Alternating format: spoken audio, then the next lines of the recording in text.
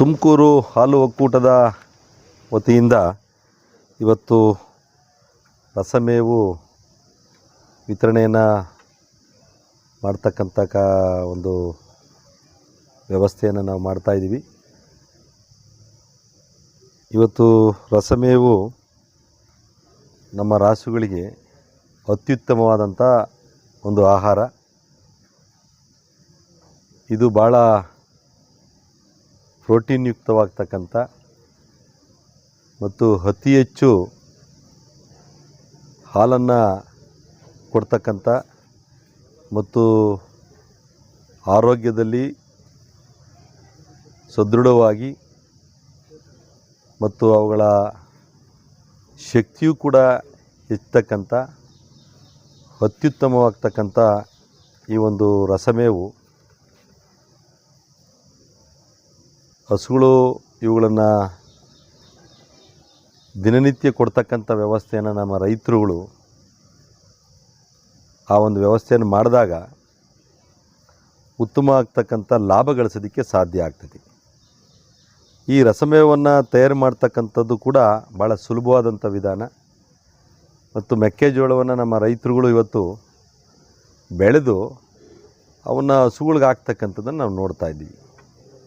ಅವನ್ನ ಹಸುಗಳಿಗೆ ಹಾಕ್ತಕ್ಕಂಥದ್ದನ್ನ ಹೊರತುಪಡಿಸಿ ಅವನ್ನ ಸಣ್ಣ ಸಣ್ಣದಾಗಿ ಚಾಪ್ ಕಟ್ರಿಂದ ಪೀಸ್ ಮಾಡಿ ಅದನ್ನು ಸುಮಾರು 1 ತಿಂಗಳ ಕಾಲ ಗಾಳಿ ಆಡದಂತಹ ಒಂದು ಪಾಲಿಥೀನ್ ಚೀಲದಲ್ಲಿ ಭದ್ರವಾಗಿ ಅದನ್ನು ಕಟ್ಟಿ ಮಡಗಿದಾಗ ಅದು ಒಂದು ರಸಮೇವಾಗಿ ಪರಿವರ್ತನೆ ಆಗ್ತದೆ.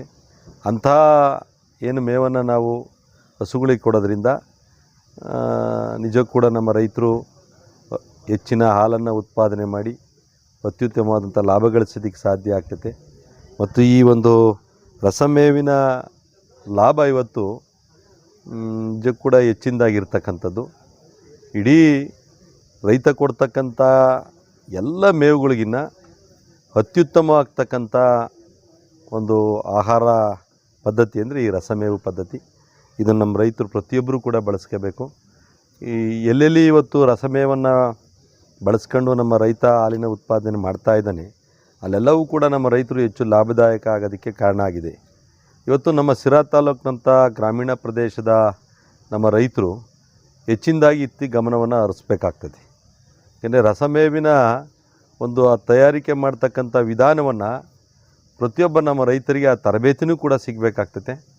ಅದಕ್ಕೆ ಆ ನಿಟ್ಟಿನಲ್ಲಿ ಇವತ್ತು ತಾಲೂಕಿನಲ್ಲಿ ಅವೆಲ್ಲ ವ್ಯವಸ್ಥೆಗಳನ್ನು ಮಾಡೋದಕ್ಕೆ ನಾವೀಗಾಗಲೇ ಒಂದು ಸೂಕ್ತ ಕ್ರಮವನ್ನು ಕೂಡ ನಾವು ಕೈಗೊಂಡಿದ್ದೀವಿ. ಮತ್ತು ಏನು ಸಾಂಕೇತಿಕವಾಗಿ ಇವತ್ತು ಸುಮಾರು 5 ಟನ್ನು ಈ ಒಂದು ರಸಮೇವನ್ನು ಕೂಡ ರೈತರಿಗೆ ಇವತ್ತು ವಿತರಣೆ ಮಾಡಿ ಆ ನಮ್ಮ ರೈತರುಗಳ ಆ ಒಂದು ಆ ಮೇವನ್ನು ತಿಂದು ಯಾವ ರೀತಿ ಹಸುಗಳು ಹೆಚ್ಚು ಹಾಲನ್ನು ಕರಿತಕ್ಕಂಥ ಒಂದು ವ್ಯವಸ್ಥೆಯನ್ನು ನಮ್ಮ ರೈತರಿಗೆ ಮನದಟ್ಟು ಮಾಡೋದಕ್ಕೆ ಇವತ್ತು ಪ್ರಾರಂಭಿಕವಾಗಿ ಒಂದು ವ್ಯವಸ್ಥೆಯನ್ನು ನಾವು ಕೈಗೊಂಡಿದ್ದೀವಿ.